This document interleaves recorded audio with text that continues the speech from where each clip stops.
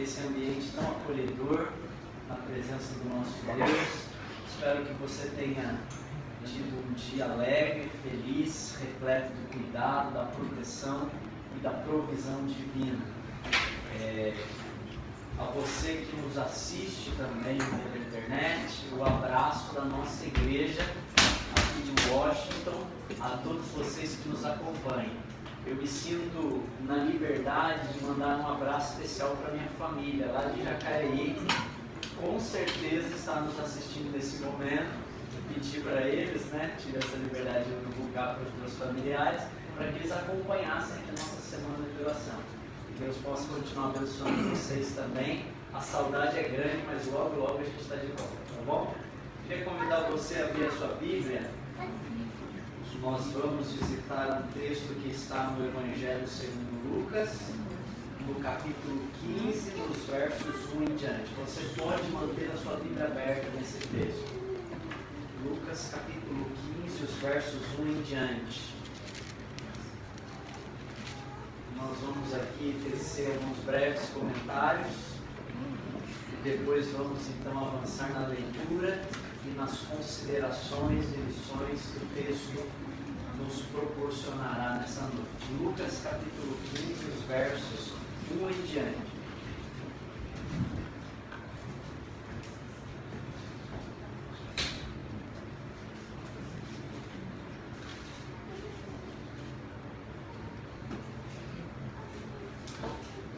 Você já orou hoje?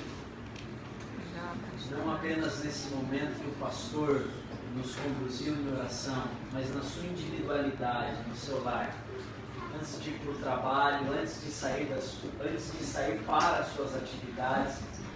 Você teve um momento de oração? Bom que você viu. Você teve o seu momento de oração? Você se lembrou que nós decidimos ontem orar por pelo menos uma pessoa? E nós tivemos aqui um momento de pedidos e agradecimentos que o pastor Sandro nos conduziu. Mas eu tenho certeza que aí no seu coração você também deve ter se lembrado dessa pessoa.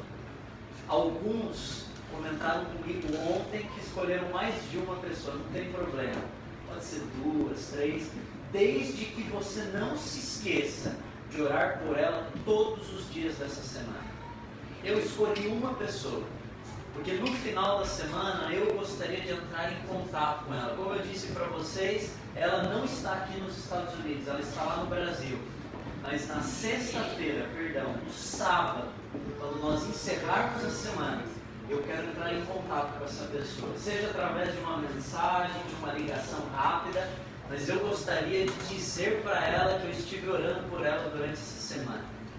Eu gostaria de sentir uma resposta de Deus através desse período de oração que eu e você temos dedicado em favor dessas pessoas.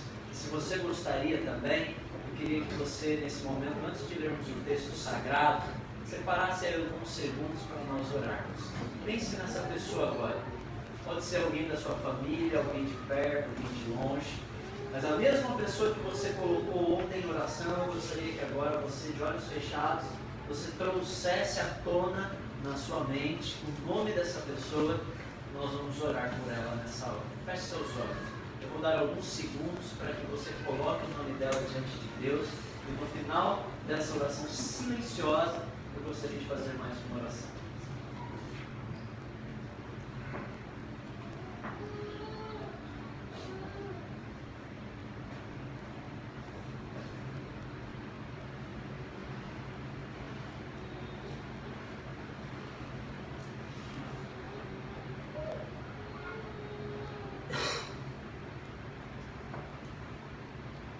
Querido e bom Deus,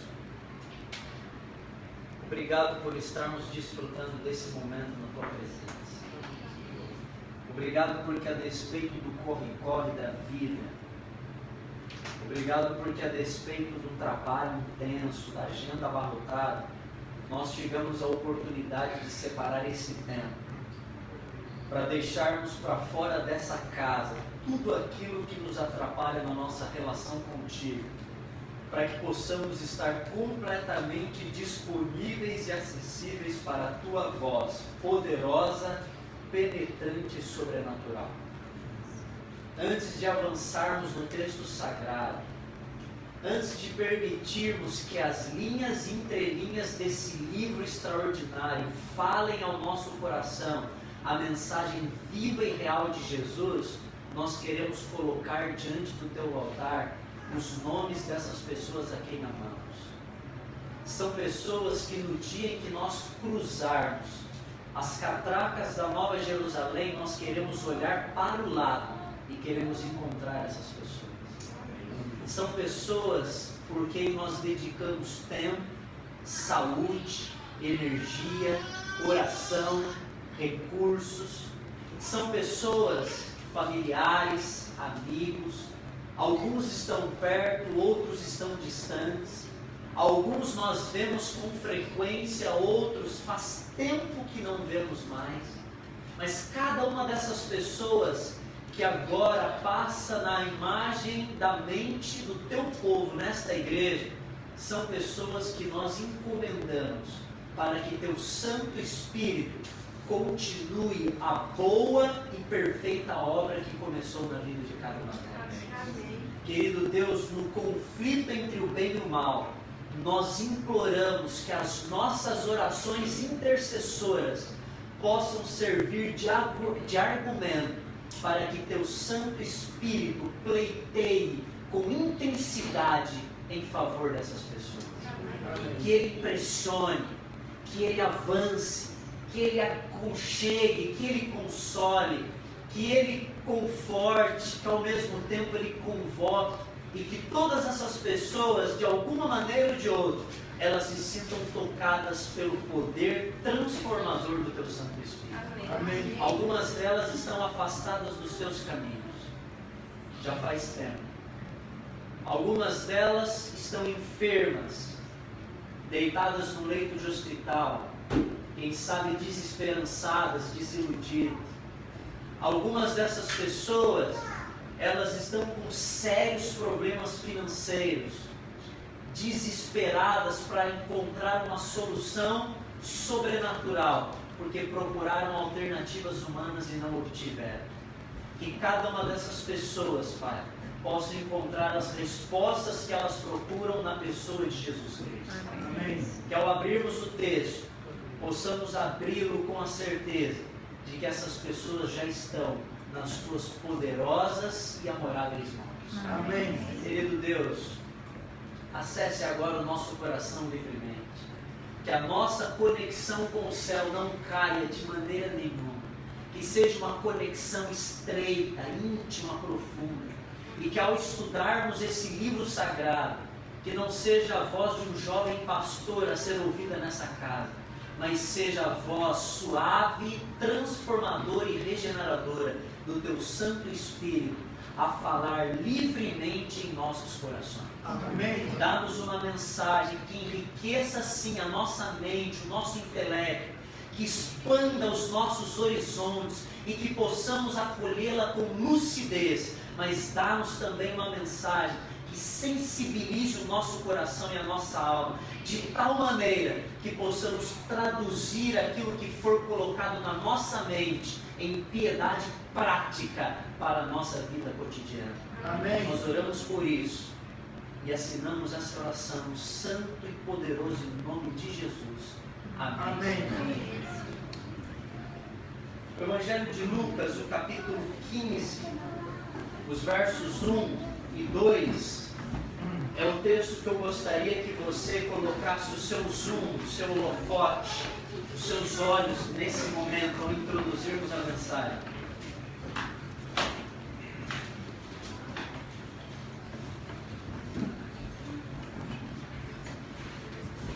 O capítulo 14 e o capítulo 15 de Lucas são os capítulos que nós vamos gastar algum tempo, hoje, amanhã e quarta-feira.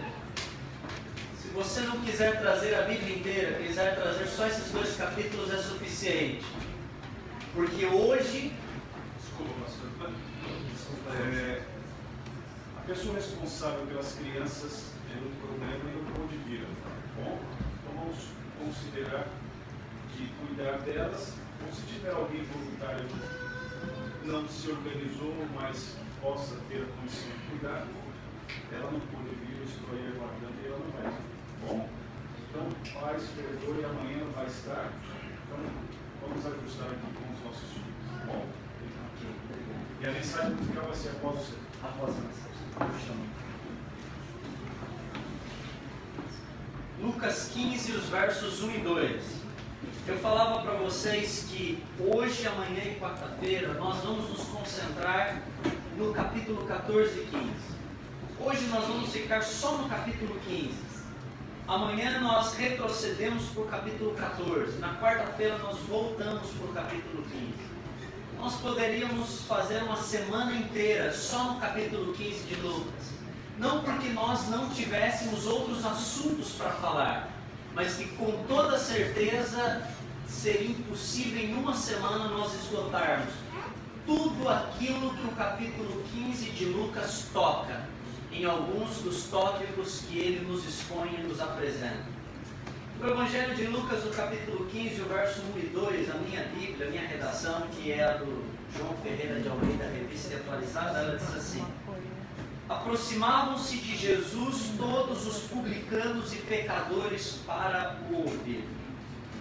Verso 2.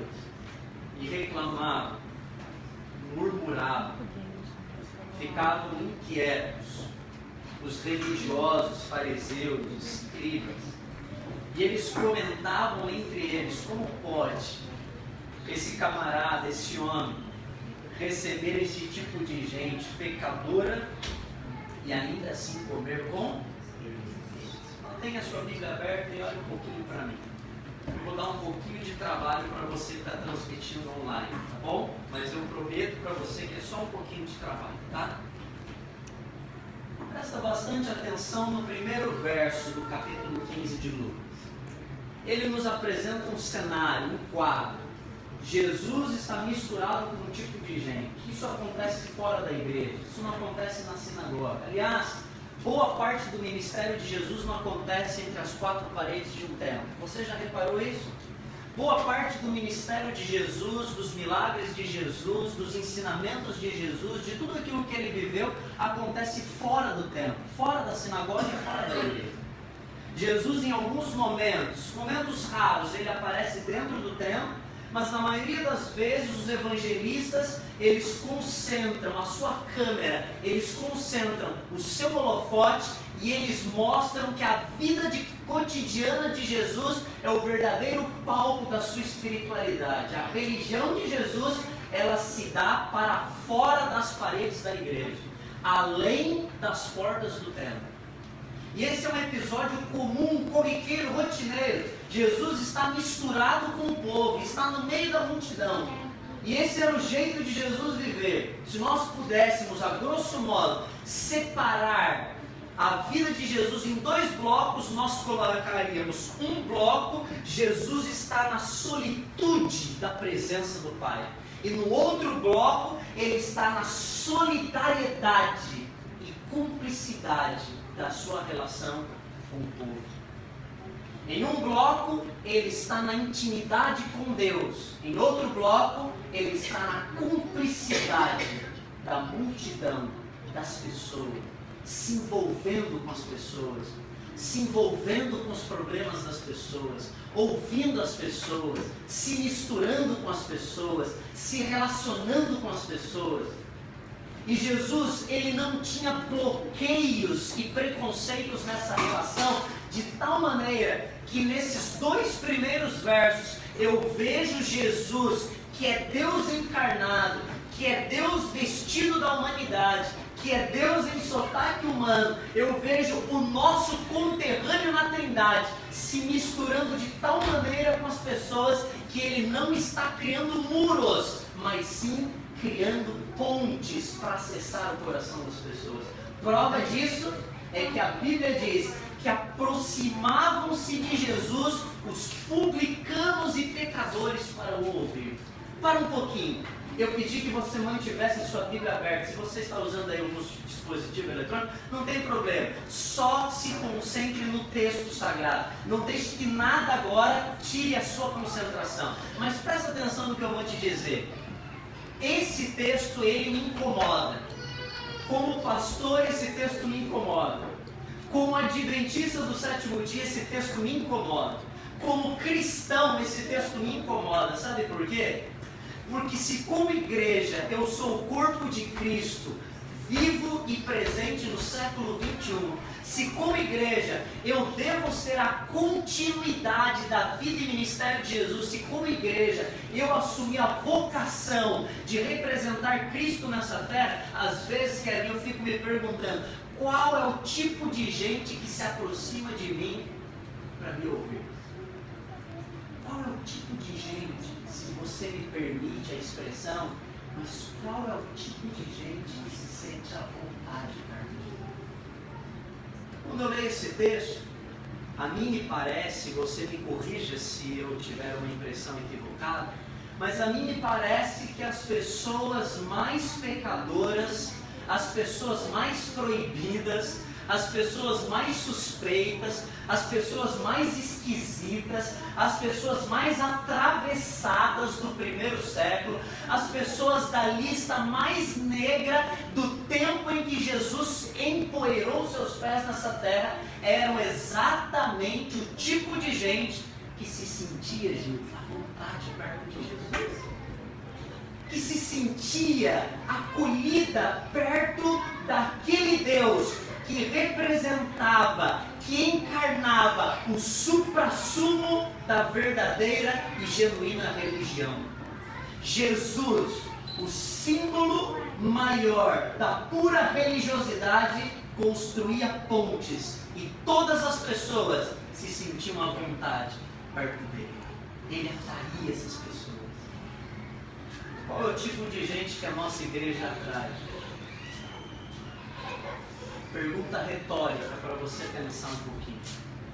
Eu sou pastor de 2 comunidades, eu já falei para vocês aqui. Uma delas está na zona sul de São José dos Campos, uma região bastante abastada, financeiramente abastada, elitizada. É muito difícil penetrar o evangelho naquela região e vocês que moram aqui nos Estados Unidos vivem uma realidade semelhante. Pessoas cheias de dinheiro, cheias de diplomas, cheias de casas, cheias de recursos. São pessoas que não sentem necessidade de quase nada. É difícil pregar o evangelho nesse contexto. Em contrapartida, eu pastorei uma outra comunidade. Eu até brinco lá no meu distrito que uma fica em Jerusalém e outra fica na Galileia. Uma fica no centro, numa região bem urbanizada de São José, e outra fica na extremidade de São José, na periferia, já quase na divisa com Jacareí, na Galileia daquela região. É uma igreja que está no meio de uma comunidade carente, bem carente.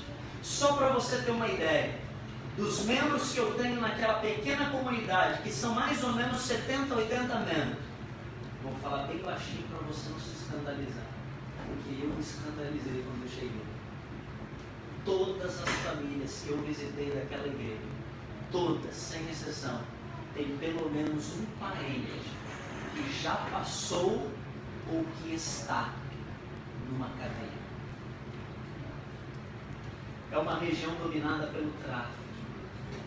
Muitos daqueles irmãos pedem oração por sobrinhos, por netos, por filhos, que ou já carregaram as marcas de uma penitenciária, ou nesse exato momento estão atrás das grades por algum envolvimento com algo escuso, com algo proibido. Às vezes eu olho para as minhas 2 comunidades e quando entra uma pessoa diferente na minha igreja, eu fico pensando, quem é essa pessoa que está entrando aqui? Por que ela entrou aqui? Qual é o motivo de ela ter procurado a minha igreja, Figueiredo? Será porque ela se sente à vontade no meio das pessoas que congregam na minha igreja? Será que elas entenderam que essas pessoas, assim como Jesus, têm um imã que atrai pecadores, não porque elas consentem com o seu pecado, mas porque se elas tivessem que condenar um pecador, elas se condenariam, porque todos nós estamos debaixo do guarda-chuva e da universalidade do pecado. Não há um justo sequer, e todos nós carecemos da graça de Deus. Será que elas encontraram nessa igreja um ambiente onde é proibida a entrada de pessoas perfeitas? E é por isso que elas se sentem à vontade. Jesus está sentado, Ciele, com essas pessoas, e elas começam a se aproximar. Na época, publicanos e pecadores. Hoje, que tipo de gente seria? Pergunta retórica. Que tipo de gente seria? Traficantes? Adictos? Vou falar bem baixinho. Homossexuais? Ladrões? Adultos? Que tipo de gente hoje se sentiria à vontade perto de Jesus? Quais os ambientes que Jesus frequentaria hoje? E você percebe que nesse quadro que Lucas está desenhando com cores fortes, com um colorido todo peculiar do seu evangelho, nesse quadro que ele está pintando de Jesus, ele coloca Jesus engajado no meio dessas pessoas. E se Jesus está nesse grupo que se sente abraçado, que se sente encantado, que se sente acolhido por Jesus, em contrapartida, Lucas desenha no seu quadro um outro grupo que está numa rodinha cochichando, que está numa rodinha se acotovelando, e que está numa rodinha afrouxando a gravata e dizendo: como pode esse homem que diz ser o Messias, que prega como Messias, que faz milagres como Messias, que tem autoridade como a do Messias, como pode esse homem comer com esse tipo de gente? No mesmo quadro, Jesus é pintado no meio de dois públicos. Primeiro público, gente de fora da igreja. Segundo público, gente de dentro da igreja. Primeiro público, gente não batizada, gente secularizada, gente que não tem compromisso nenhum com Bíblia, inário, lição de escola sabatina, gente que não conhece a mensagem do Cristo vivo. É gente que tem uma cultura, um comportamento totalmente diferente do nosso. E por outro lado, Jesus está no meio de pessoas como você e eu, religiosos, gente que quer obedecer a Deus, gente que conhece a Bíblia, gente que estuda diariamente o texto. E agora Jesus, no meio desse contexto, ele conta 3 histórias. E eu pedi que você atentasse para esse quadro, sabe por quê? Porque nesse quadro nós temos 2 públicos, 2 categorias, os de fora e os de dentro. Os que são considerados pecadores e os que são considerados da igreja religiosa. E quando Jesus conta as 3 histórias que você conhece, né, você poderia até contar de cor aqui para nós, é a história da ovelha perdida, a história da dracma perdida e a história do pródigo. São as 3 histórias, uma das mais conhecidas, ou algumas das mais conhecidas da Bíblia. Jesus conta 3 histórias para responder a esse contexto. As histórias que Jesus contou, elas não nascem do nada. Elas têm um contexto e elas respondem a esse contexto. E quando Jesus conta essa história, ele não está falando só para a ovelha que saiu, ele está falando para as 99 que acham que não precisam se preocupar com aquela que saiu. Quando ele conta essa história, ele não está falando só da moeda que se perdeu, ele está falando da comunidade que se alegrou e festejou com a mulher que encontrou a moeda. Ele não está falando só do filho que se foi, mas ele também está falando do filho que em casa rompeu a sua relação de filiação com o pai. Jesus conta 3 histórias, e cada uma dessas histórias tem uma aplicação dupla. Uma para os de dentro, uma para os de fora. Uma para os de dentro, uma para os de fora. Uma para os de dentro e uma para os de fora. E eu acho interessante porque na primeira história ele fala de animal, ovelha. Uma em 100. Na segunda ele fala de algo inanimado, moeda, um objeto. Uma em 10. E na terceira história ele fala de um ser humano, um filho. 1 em 2. Para aqueles que são bons em matemáticas, me ajudem aí com o percentual. Na primeira história, nós temos a perda de quantos por cento? 1%. Na segunda história, nós temos a perda de quantos por cento? 10%. 1 em 10. E na terceira história, nós temos a perda de quantos por cento? 50%.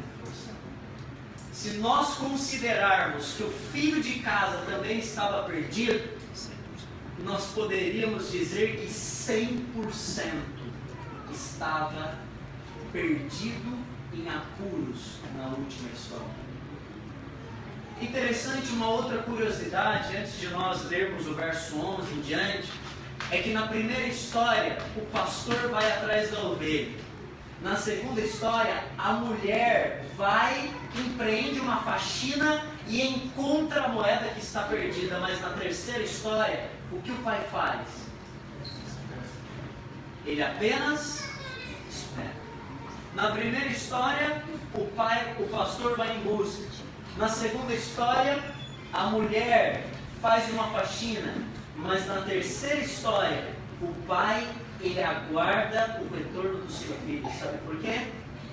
Alguns dizem que na primeira história, a ovelha se perde por curiosidade. Na segunda história, a moeda se perde por descuido. Afinal de contas, é um objeto. O objeto não se perde sozinho. Alguém o perdeu. Mas na terceira história, o filho sai de casa porque ele quis. Ele escolhe voluntariamente bater o pé na frente do pai e pedir um cheque da herança e deixar um bilhete em cima da mesa dizendo: não me espere mais para o jantar. É ele que escolhe, é ele que sai de casa. Essa parábola última dessa série de 3 parábolas, que eu gosto de chamar de a trilogia do Novo Testamento, a trilogia da graça do Evangelho de Lucas, essas 3 histórias, graça parte 1, ovelha, graça parte 2, moeda, graça parte 3, filho, essa terceira história, ela revela para nós que Deus tem um ponto vulnerável, um ponto de fragilidade, e a fragilidade de Deus está no nosso livre-arbítrio. A partir do momento que Deus deu para nós uma coisa que é exclusiva da nossa espécie, chamada liberdade, Deus, ele se autofragilizou, ele se tornou vulnerável, porque a partir do momento que ele entrega, pastor, para nós a capacidade de escolhermos por livre e espontânea vontade, ele se coloca numa posição em que ele pode ser rejeitado, em que ele pode não ser aceito, em que ele pode ser cuspido, em que ele pode ser traído e em que ele pode inclusive ser crucificado. A liberdade é a maior dádiva e ao mesmo tempo o maior desafio que nós seres humanos recebemos de Deus, a liberdade. Uma das maiores peças da literatura universal, escrita pelo escritor russo Fyodor Dostoiévski, chamado Os Irmãos Karamazov. Há um momento naquela peça, um momento muito interessante, em que Dostoiévski ele narra o episódio da Santa Inquisição e ele traz Jesus de volta para o momento da Santa Inquisição, e Jesus é colocado no banco dos réus e Jesus está sendo acusado pelo próprio Satanás naquela peça. Isso acontece lá no século XVI, na cidade de Sevilha, na Espanha. E Jesus está sendo acusado, e eu trouxe uma frase interessante desse autor, quando ele fala sobre a liberdade. Jesus está sendo acusado, e olha só o que ele diz. Satanás, é lógico que isso é toda uma criação desse romancista, mas muito interessante a maneira como ele discerne o olhar acerca da liberdade. Ele diz assim, que no momento da acusação, Satanás olha para Jesus no banco dos réus e diz assim: tinha sede, Jesus, de um amor livre. Querias que o homem te seguisse livremente, seduzido por ti, em vez de se apoiar na antiga lei rigorosa. O homem deveria segui-lo livremente e ter para escolher o bem e o mal, tendo apenas a tua imagem para se guiar. Mas não pensavas, Jesus, que ele acabaria repelindo a tua imagem, e a tua verdade seria esmagada pelo terrível fardo que é a liberdade de escolher. E ele termina com a seguinte frase: esqueceras, Jesus, que o homem não tem estatura para a liberdade. O homem não tem estatura. Acusação de Satanás. O homem não sabe lidar com a verdade. A história que nós vamos ler é a história de dois filhos que não souberam lidar com a liberdade.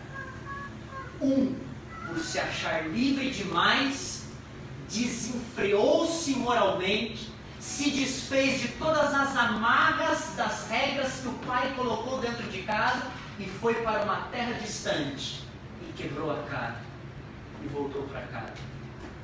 O outro filho ficou em casa e, se apoderando de todas as regras, esqueceu da sua relação com o pai e se tornou escravo do ambiente do lar. Usou mal a liberdade. Um usou a liberdade para virar animal. O outro usou a liberdade para virar escravo. Um usou a liberdade para sair de casa. O outro usou a liberdade para se tornar prisioneiro dentro de casa. Eu queria ler com você essa história nas palavras do evangelista Lucas, no capítulo 15, no verso 11. Ele diz assim: continuou Jesus dizendo: certo homem tinha 2 filhos. O mais moço deles um dia chegou para o pai dizendo: pai, dá-me tudo o que me pertence, a parte dos bens que me cabem. E o pai, sem discutir, lhes repartiu os haveres. Verso 13. Passados não muitos dias, o filho mais moço ajuntou tudo o que era seu, partiu para uma terra bem distante e gastou todos os seus bens vivendo irresponsavelmente. Depois de ter gastado tudo, aquele país passou por uma crise de grande fome e ele começou a passar necessidade. Então ele foi procurar trabalho com um dos cidadãos daquela terra, e o único trabalho que havia era cuidar de porcos. E ele então foi guardar os porcos daquele homem. Verso 16. Ali ele, sentindo muita fome, cuidando daqueles porcos, ele desejava comer da ração dos porcos, mas nem os porcos lhe davam nada. Caindo em si, ele disse: quantos trabalhadores do meu pai têm pão em fartura e eu aqui estou morrendo de fome? Verso 18. Já sei, eu vou me levantar, eu vou encontrar com meu pai, e então eu vou confessar: pai, pequei contra o céu, pequei diante de ti, eu já não sou mais digno de ser chamado teu filho, trata-me como um dos teus servos, um dos teus funcionários, um dos teus trabalhadores. Verso 20. E levantando-se foi para o seu pai. Note um detalhe: a motivação do filho em voltar para casa não é a saudade do pai, é o estômago vazio. A motivação do filho em voltar para casa não é reencontrar-se com o amor do pai, mas é apresentar para o pai o seu cartão de crédito estourado, o seu nome sujo, a sua vida despedaçada, e dizer para o pai: pai, os brinquedinhos que eu pedi do Senhor, todos eles eu quebrei, e só o Senhor sabe consertar. Ele não está preocupado com o coração do pai, ele está preocupado com os estragos que ele fez na vida, e com o único que pode consertar, talvez, seja ainda o seu pai. A motivação não é das mais nobres e legítimas, mas mesmo assim, a Bíblia diz, no verso 18, que ele, ao decidir se levantar, foi. E no verso 20, a Bíblia diz que quando ele se levantou, vinha a ele ainda ao horizonte, quando seu pai o avistou. Se o avistou é porque olhava todos os dias. Se o avistou é porque observava. Se o avistou é porque em algum momento do seu horário de trabalho o pai sempre olhava através daquelas portas por onde o filho havia atravessado. E a Bíblia continua dizendo que quando seu pai o avistou, cheio de compaixão, correu, o abraçou e o beijou. A linguagem que foi escrita no Novo Testamento é uma linguagem maravilhosa. Porque na língua grega essa expressão beijou é como se ele beijasse constantemente, enchesse de beijo. Tem alguns filhos que não gostam de levar beijo dos pais. Quando a gente é criança, a gente gosta de dar beijo e de receber beijo. Mas chega uma fase, que é a fase da adolescência, que a gente quer ficar longe de beijo, né? Eu lembro que quando eu era adolescente, uma das coisas que eu ficava mais irritado é quando meus pais inventavam de me buscar na escola. Quando eles inventavam de me buscar na escola ou de me deixar na escola, eu pedia que eles me deixassem a 200 metros da porta da escola. E minha mãe vinha com aquela de querer me dar beijo no rosto na porta da escola. A gente tem um negócio quando é adolescente, né? A gente não quer muito esse negócio de beijo. Pai, para, não seja meloso. A mãe vem beijar. E quando a mãe chama de bebê na frente dos amigos? Estou entrando na faculdade, fazendo matrícula no NASP, minha mãe me deixando no dormitório masculino, no quarto 334, na companhia de 3 teologandos do 4º ano, e ela me dá um beijo no rosto e diz: fica com Deus, bebê.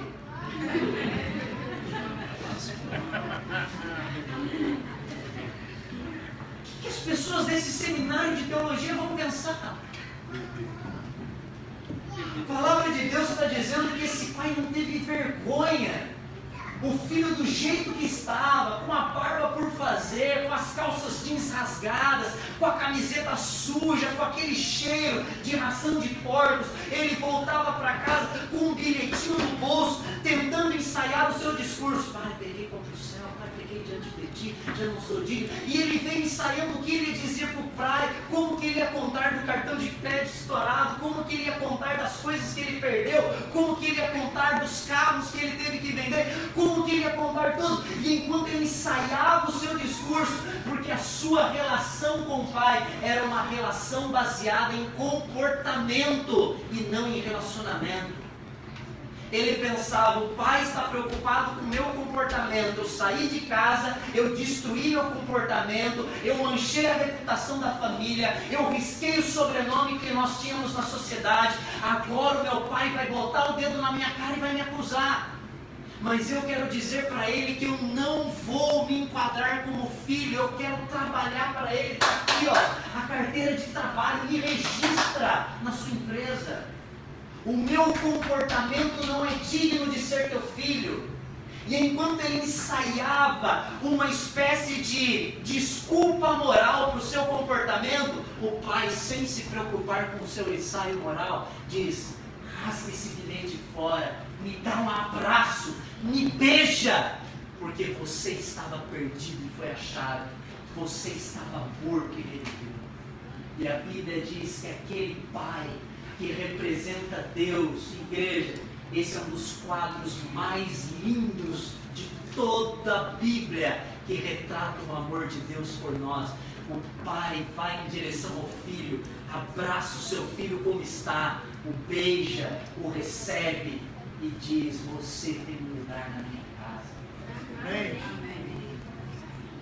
No verso 21, quando ele começa a dar o seu discurso: pai, pequei contra o céu, pequei diante de ti, já não sou digno de ser chamado teu filho. O pai, sem atentar para aquelas palavras, diz aos funcionários: ei, tragam depressa a melhor roupa, coloquem nele, coloquem um anel no dedo, sandálias nos pés, tragam um novilho, matem um novilho, comamos e nos alegremos, porque meu filho estava morto, mas reviveu, estava perdido e foi achado. E eles começaram a se alegrar. Parei!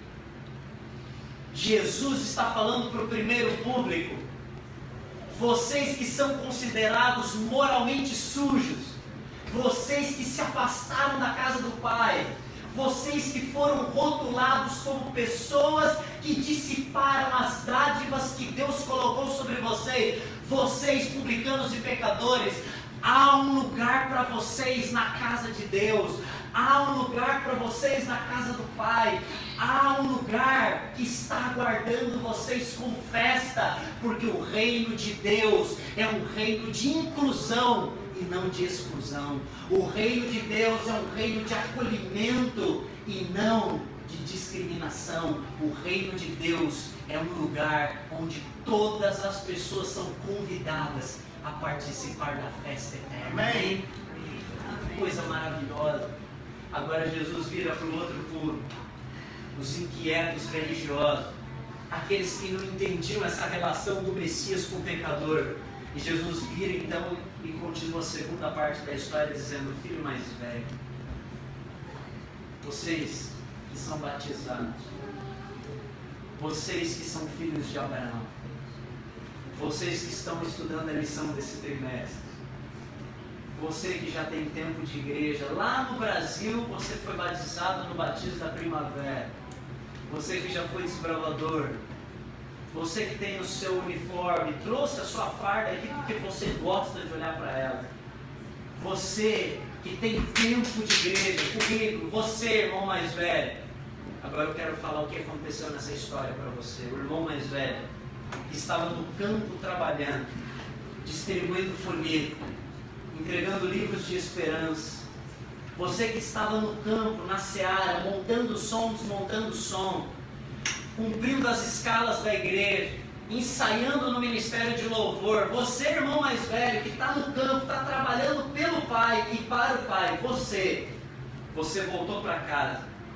E quando você chegou em casa, você ouviu uma barulheira, uma festa rolando dentro de casa. Você ouviu música, você ouviu dança. E então você, sem ousar colocar o pé dentro de casa, porque você já ficou todo melindroso, afinal de contas ninguém te consultou, ninguém reuniu a comissão para saber se podia ou não podia fazer essa festa, ninguém tomou voto na igreja para saber se podia aceitar ou não podia esse camarada.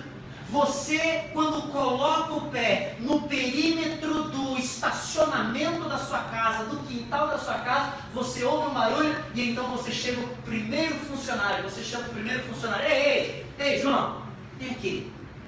O que está rolando em casa que eu não estou sabendo? O que está acontecendo nessa igreja que eu não fui consultar? Que tipo de gente que a gente está batizando? Quem que são essas pessoas que a gente está incluindo, está recebendo? Será que não é melhor a gente olhar direito para a vida delas? E esse camarada, então, ele olha agora para esse funcionário e ele faz algumas perguntas. E o funcionário, na melhor e mais ingênua das intenções, ele diz assim: o teu irmão voltou e teu pai mandou fazer uma festa, matou um novilho cevado porque o recuperou com saúde. E a Bíblia diz que ele se indignou e não queria participar. E a Bíblia diz que o pai teve que sair de casa para tentar convencê-lo a participar da festa. Mas ele respondeu ao pai: há tantos anos eu te sirvo. A Bíblia, na tradução da linguagem de hoje, ela diz assim: há tantos anos sou teu escravo, trabalho para o Senhor. A relação do filho era baseada numa relação de funcionário com o patrão e não de filho com o pai. Se o primeiro filho entendia que o comportamento dele foi longe demais para ser aceito pelo pai, o outro filho entendia que o comportamento era bom demais e por isso ele precisava ser aceito pelo pai. Os dois filhos estavam perdidos, porque a religião de Jesus não tem o ponto de partida no comportamento, mas sim no relacionamento. A religião de Jesus não tem o ponto de partida no comportamento exterior, mas no relacionamento que nós desenvolvemos com Deus e com nossos semelhantes. O primeiro filho se perdeu porque teve um comportamento errado. O segundo filho se perdeu porque teve um bom comportamento. Ambos estavam perdidos porque eles não tinham relacionamento com o Pai. Há tantos anos eu sou teu escravo. Eu não transgredi nenhuma das suas ordens e o Senhor nunca me deu um cabrito sequer para me alegrar com os meus amigos. Vindo, porém, note um detalhe, ele não chama o outro filho nem de irmão. Ele diz assim: vindo, porém, esse teu filho, que gastou tudo com prostitutas. Espera aí, ele sabia o que o irmão estava fazendo? Ele andou investigando a vida do irmão? Para ele dizer que o irmão gastou com prostituta, em nenhum outro momento do texto a Bíblia diz que ele gastou com prostituta. Como é que esse irmão mais velho sabe? Será que ele andou caçando a vida do irmão para saber com o que ele estava gastando dinheiro? Será que ele andou caçando para poder jogar na cara do pai e dizer assim, viu só, pai, eu sou melhor do que ele, porque eu ajudo o Senhor a sustentar o patrimônio da nossa casa, mas o meu irmão está lá, ó. Olha as fotos que ele está postando no Face, olha os vídeos que ele anda gravando no YouTube, olha o tipo de coisa que ele anda fazendo, que está todo mundo no bairro comentando porque visitaram a cidade grande e trouxeram informação dele. Você está vendo, pai? Há uma crise de relacionamento dos filhos com o pai e dos filhos entre eles.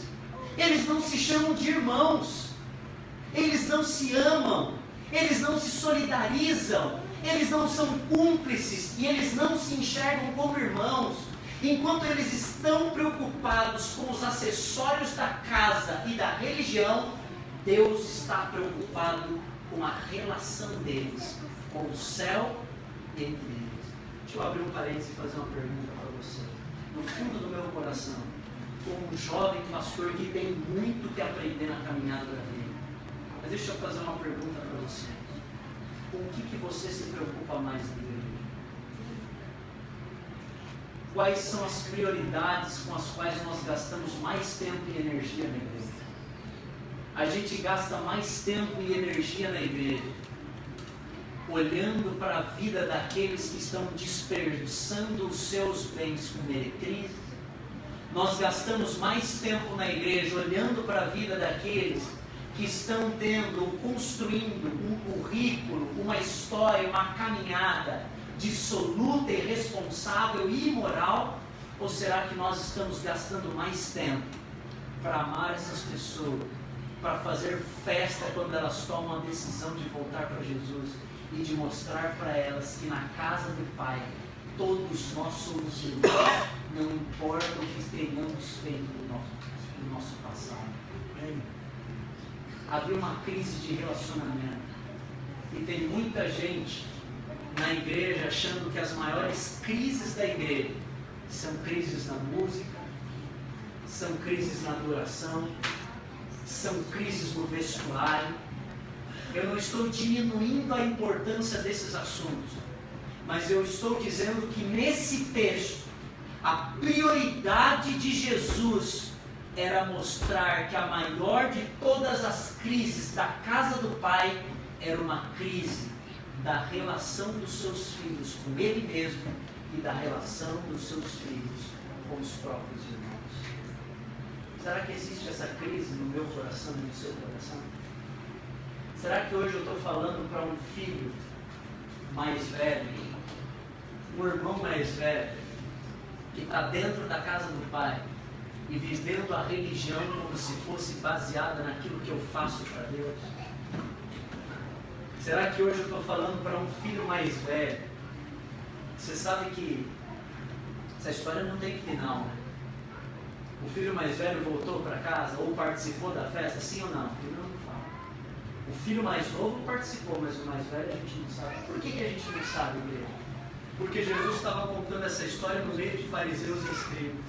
E quando ele termina a história dizendo, e o pai saiu de casa para convencer o mais velho a voltar e participar da festa, o que Jesus está tentando dizer? Vocês deveriam estar participando da festa que eu, Messias, estou fazendo com os publicanos e pecadores.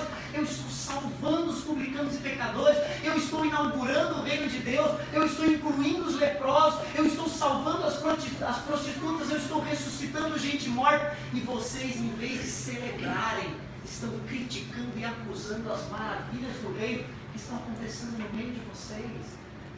Jesus não coloca o filho mais velho dentro de casa, sabe por quê? Porque ele deixa a história sem acabar, para que cada uma das pessoas que a estavam ouvindo terminasse na sua vida e no seu coração. As histórias saltam das páginas da Bíblia e avançam nas páginas da vida do auditório de Jesus, para que eles terminem a história. O que você vai fazer? vai voltar para casa, porque você e eu somos filhos perdidos dentro de casa. Nós estamos trabalhando para o Pai, nós estamos como funcionários dessa igreja, mas nós podemos estar com a nossa relação rompida com Deus e uns com os outros. Mas o amor de Deus é tão maravilhoso que essa parábola não deveria ser chamada parábola do filho pródigo. Essa parábola deveria ser chamada parábola do amor do Pai. Porque o Pai busca o filho que se foi, ele espera pelo filho voltar para casa e ele também vai atrás do filho mais velho que está perdido. Tanto para o filho mais novo, amor do Pai, quanto para o filho mais velho, o amor do Pai. No ano passado, eu e a Natália ainda trabalhávamos no distrito de Lorena. Nós ficamos ali durante 2 anos. Eu só tenho 6 anos de ministério. Aliás, eu estou completando o 6º ano de ministério agora. Nós começamos no ano de 2011, lá na cidade de Bragança Paulista, onde nós passamos 3 aninhos assistindo o pastor distrital e trabalhando na capelania escolar. Depois veio para nós o desafio de atuarmos no distrito, com 7 igrejas, no distrito de Lorena, no caminho de quem vai, São Paulo, sentido Rio de Janeiro, bem no meio do caminho, 200 quilômetros de São Paulo e 200 quilômetros do Rio de Janeiro. No meio da estrada está a cidadezinha pequena, mas muito acolhedora de Lorena. E lá estávamos nós, no nosso primeiro ano de ministério como pastor e como esposa de pastor no distrito. Nós começamos a desbravar essa caminhada e foi uma bênção para a gente se apaixonou por aquele distrito. E das muitas funções e atividades do pastor, a gente visitava pessoas no hospital, a gente trabalhava visitando os irmãos nos lares, fazendo sermões, preparando treinamentos, muitas coisas. Uma dessas atividades foi inesperada. Eu estava no meio de uma visita, meu celular tocou, eu não atendi. Eu joguei para a caixa de mensagens, mas o celular tocou de novo. E eu joguei de novo para a caixa de mensagens, o celular tocou de novo, e na terceira vez eu falei, eu vou atender porque deve ser uma emergência. Eu pedi licença para a irmã, atendi o celular e do outro lado da linha telefônica era uma irmã da minha igreja, de uma igreja distante ali do meu distrito. E ela quase não conseguia falar no telefone, ela chorava muito. Ela dizia, pastor, pelo amor de Deus, vem me socorrer, pastor, vem me socorrer, por favor, vem aqui, me ajuda, pastor, pelo amor de Deus. Eu falei, calma, e pela voz eu reconheci quem era. Era diretora da escola sabatina dessa igreja, um pouquinho mais distante do nosso distrito.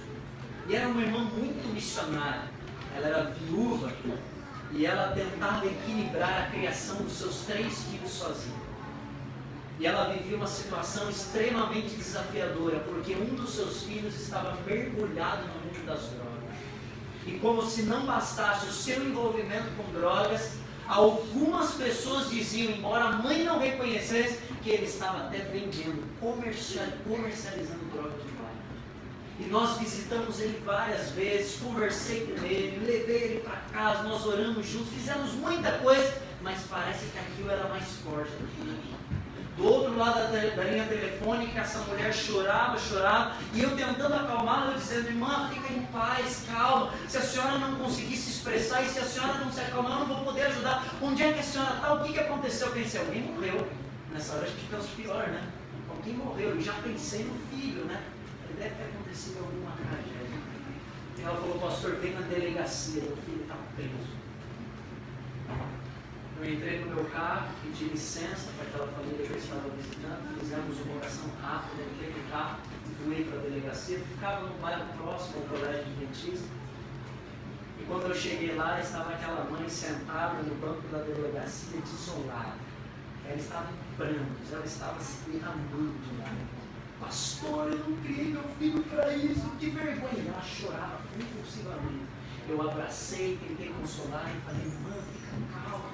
Pastor, pelo amor de Deus, faz alguma coisa, pastor, fala com esse delegado, o meu filho é um bom menino, o senhor conhece ele cresceu na igreja, ele tinha sido um portador, tinha estudado num dos nossos colégios, era um menino bom, de uma boa índole, de uma boa criação, mas por essas coisas das influências da vida, ele se misturou com gente que não devia, começou a se envolver com uma menina, enfim, uma série de fatores acabaram colocando ele nessa circunstância. E lá estava ele atrás das grades. Menino de 19 para 20 anos, garoto, novo. E lá estava eu, pastor jovem, sem nunca ter lidado com essa situação, dentro de uma delegacia, tendo que interceder pela vida daquele garoto diante de um delegado. Pedi para falar com o delegado. Ele, graças a Deus, tinha parentes na igreja. Nós nos identificamos na primeira conversa, no primeiro contato. Ele se lembrou de mim em um dos eventos da cidade que eu participei. A gente já lembrou da fisionomia um do outro. Sentamos para conversar e ele explicou a situação difícil. Esse menino não é a primeira vez que ele dá trabalho para a gente. Eu acho que não vai ter muito para a gente fazer. Eu orei com ele, supliquei para ele, apresentei o caso da mãe. Quando ela estava mais calma, eu chamei ela na sala do delegado, nós conversamos. Mas infelizmente não tinha o que fazer. Contratamos um advogado, aquele menino foi parar numa das penitenciárias mais perigosas da região do Vale do Paraíba, que é a penitenciária de Portinho. Ele foi transferido para lá em uma semana. Na semana seguinte, ele já estava instalado naquela penitenciária. Eu fui visitar sua mãe e ela já mais calma, mas ainda com o coração arrasado por aquela situação. Ela disse, pastor, eu estou preparando os documentos. Eu falei, os documentos para quê? Os documentos para visitar o meu filho. Mas, pastor, antes de visitar o meu filho, eu gostaria de mostrar uma carta que ele me escreveu. Antes de ser transferido de Lorena para o Coutinho. Ela pegou aquela carta e ela me mostrou.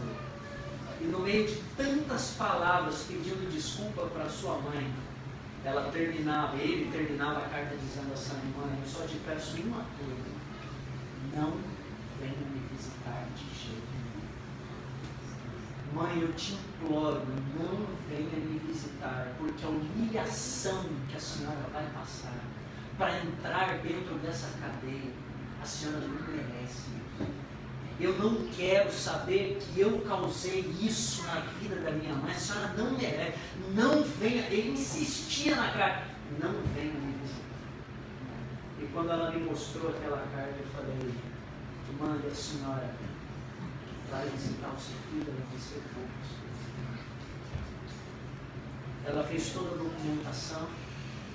Nós marcamos o dia e eu fui levado. Eu nunca tinha ido até uma penitenciária como aquela, tão grande. E era 5 horas, 6 horas da manhã, bem cedinho, eu cheguei com a irmã do meu lado, ela toda bem arrumada, com uma carta na mão. Eu lembro como se fosse hoje, aquela fila de mães para visitar os seus filhos dentro daquela cadeia. E eu trazendo aquela irmã, diretora da escola sabatina da minha igreja, para visitar o seu filho dentro da cadeia. Eu estava, de alguma maneira, sentindo o desejo de dissuadi-la da ideia, de me juntar ao seu filho naquela carta e dizer para ela, você tem certeza, irmã, que você vai fazer isso? Seu filho pediu, é uma humilhação muito grande, vai ser um constrangimento, a senhora tem certeza? E quando ela foi descer do carro, eu segurei ela pelo pulso, e antes de orar, eu disse mais uma vez para ela, eu falei, irmã, a senhora tem certeza que a senhora vai fazer isso? Ela tirou da bolsa a carta, sabe o que ela falou para mim? Com os olhos cheios de lágrimas. Ela rasgou aquela carta no meu pai. E ela disse assim, pastor, há milhares de anos atrás, Deus olhou para essa terra e Ele não teve vergonha da humilhação que Ele teria que passar por mim. Pastor, quem sou eu para não passar pela mesma humilhação por amor a esse meu filho que eu desejo tanto ver? Pastor, quem sou eu para não passar por essa humilhação diante da humilhação que Jesus passou por mim para me salvar desse planeta caído? Quem sou eu para voltar atrás nessa humilhação e não passar por ela para salvar o meu filho que está nessa situação? Naquele dia eu comecei a entender um pouquinho melhor essa palavra. Naquele dia eu comecei a entender um pouquinho mais palidamente o amor desse Deus que vem até nós onde nós estamos, que busca onde cada uma das ovelhas se perderam e estão escondidas, Ele vai atrás. Dessa mulher que corre dentro de casa, mesmo dentro da igreja, para tentar caçar e encontrar a moeda escondida. E o filho mais velho, que está em crise com o irmão mais novo, ele diz: filho, celebre a festa, entre na relação de amor com o seu irmão. Sabe por quê? Porque o céu é um lugar para todas as pessoas que aceitaram o amor de Deus. Eu queria terminar essa mensagem antes da música fazendo um convite para você. Seja você o irmão mais velho, seja você o irmão mais novo. Seja você alguém que precisa renovar o seu encontro com o amor de Deus, ou seja você alguém que precisa entrar na casa e participar da festa, e olhar para o seu irmão e chamá-lo de irmão, e não de filho de Deus. Olhar para o teu irmão e dizer: esse é meu irmão, eu amo, ele faz parte da minha casa, da minha igreja. Eu gostaria de fazer uma oração para você. E ao ouvirmos essa música, eu queria que você e eu refletíssemos, orássemos e pedíssemos para que Deus ele nos ajudasse a termos esse mesmo sentimento que houve em Cristo Jesus. Amém? O sentimento de amarmos a Deus sobre todas as coisas e amarmos as pessoas que estão ao nosso lado como verdadeiros irmãos. Amém? Amém? Nós teremos uma música. Depois que nós tivermos essa música, eu queria convidar você para nós fazermos uma oração com esse pensamento.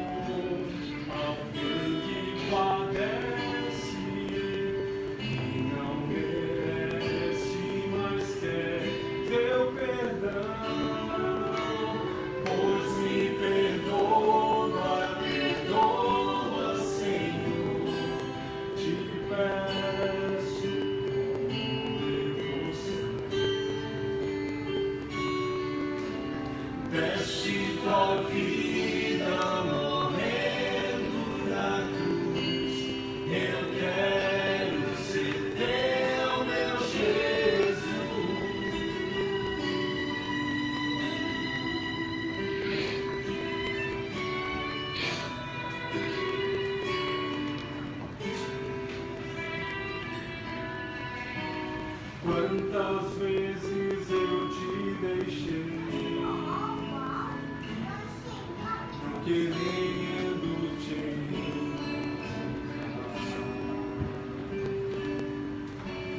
Quantas vezes te magoei, sem pensar.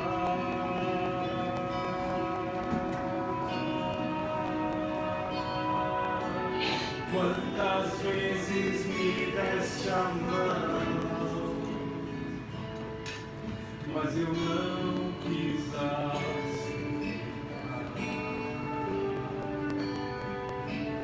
Quantas vezes em meu viver te fiz chorar.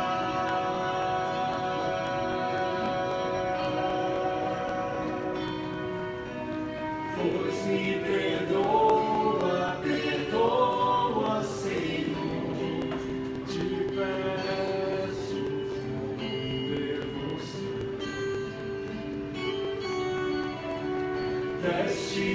vida morrendo na cruz, eu quero ser teu, meu Jesus.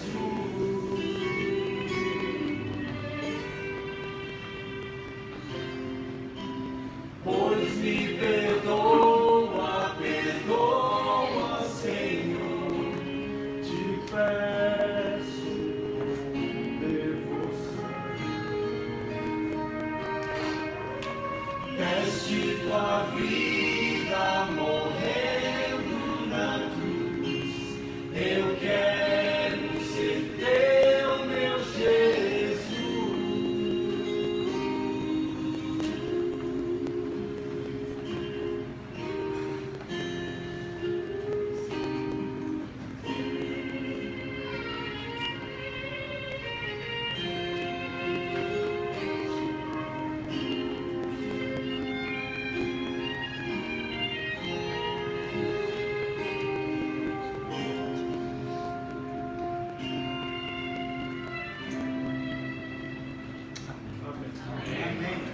Música apropriada para essa mensagem, não é mesmo?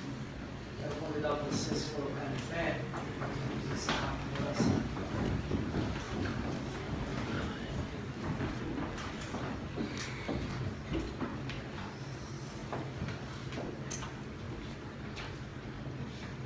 A oração que eu escrevi na minha Bíblia, eu gostaria de compartilhar com você. Essa é a oração que está no livro Parábolas de Jesus, página 159. Senhor, toma meu coração, pois não posso dar, é tua propriedade. Conserva-o puro, pois não posso sozinho conservá-lo para ti. Salva-me a despeito de mim mesmo, tão fraco, tão dessemelhante de Cristo. Molda-me, forma-me e eleva a uma atmosfera pura e santa, onde a rica corrente de teu amor possa fluir por minha alma.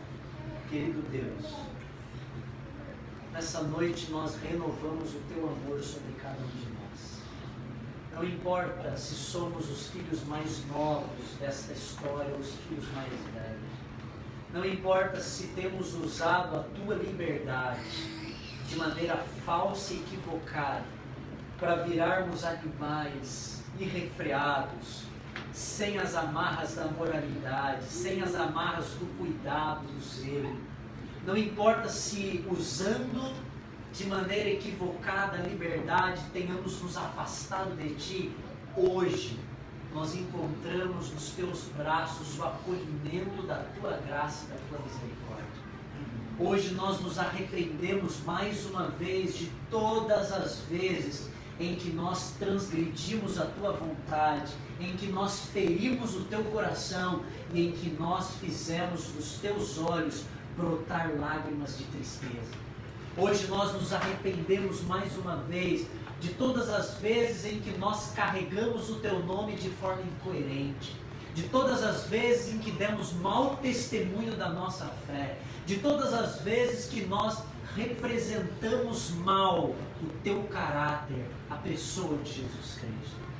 Se nós somos filhos, Pai, que em algum momento da nossa trajetória saímos de casa, quebramos a nossa dignidade, sujamos a nossa moralidade, nessa noite nós te louvamos porque o Senhor nos aceita, porque o Senhor lança os nossos pecados nas profundezas do mar e porque o Senhor nos inclui na festa e na promessa da eternidade. Amém. Querido Deus, mas se hoje nós somos como os filhos mais velhos dessa parábola, tem misericórdia de nós também, Pai. Ah, Senhor, se nós somos essa outra categoria que há muito tempo trabalha para o Senhor, que há muito tempo frequenta essa casa de oração, que há muito tempo vive na casa do Pai, mas que ainda não aprendeu a se relacionar com o Pai e com os irmãos da casa, tenha misericórdia de nós, Pai. Amém. Fala, impressiona e corrige o nosso coração. Que nessa semana de oração, nós, filhos mais novos ou mais velhos, possamos ser conciliados com o Pai e reconciliados entre nós. Amém. Se existem mágoas mal resolvidas, tira de dentro de nós. Amém. Se existem pecados acariciados pelo poder do Teu Santo Espírito, limpa dentro de nós. Amém. Se existem ressentimentos que ficaram guardados no passado, se existem situações que foram faladas e que trazem feridas e cicatrizes até hoje, que ainda não foram saradas, que nessa semana de oração, não pelo poder da pregação, mas pelo poder do Espírito Santo no coração, essas feridas sejam curadas pelo poder de Jesus. Amém, Pai. Querido Pai, que haja festa no ambiente da Tua casa, que não haja espírito de acidez, que não haja espírito de crítica, que não haja espírito de discriminação, que não haja espírito de preconceito, que não haja espírito de partidarismo, mas que na Tua casa reine a alegria, da harmonia, da união e de todas as virtudes que nos preparam para o reino dos céus. Amém, Pai. Nós oramos por isso, e não apenas oramos, mas queremos pelo Teu poder trabalhar em favor disso, em nome de Jesus. Amém. Amém. Que Deus abençoe você ricamente. Aproveite para dar um abraço em quem está ao seu lado. Diga para a pessoa boa noite e até amanhã. Fala para ela, a gente tem um encontro